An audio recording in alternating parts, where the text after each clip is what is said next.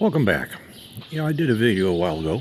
I said you don't have to live with problems, you can fix them. And this was one of the horses I had in here. I was talking about a number of the different issues that he had. And one of many issues that he had was he was not good for the farrier at all. In fact, so bad that his owner would regularly tip the farrier significantly because they knew he was a bit of a problem for them. He didn't bite or kick or anything like that, but he just wouldn't stand still, kept pulling his feet away, all sorts of stuff like that that'd make your life miserable.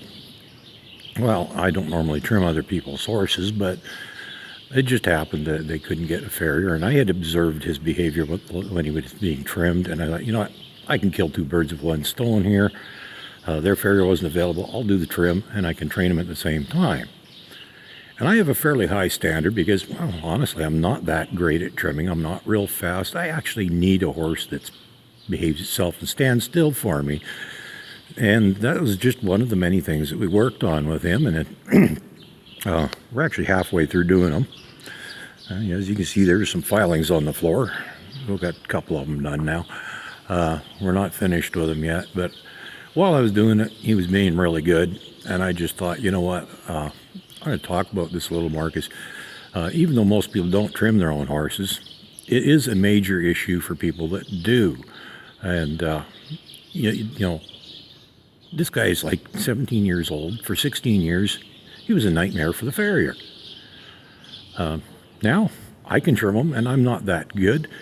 And as you can see, we're in an arena, a fairly big area. He's not tied as usual, and that's how we trim him.